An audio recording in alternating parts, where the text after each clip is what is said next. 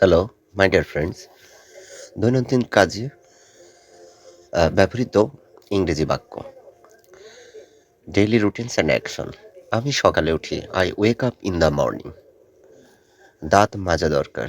Brushing teeth is necessary. চা বা coffee নাও। Have tea or coffee. পোশাক পরো। Wear clothes.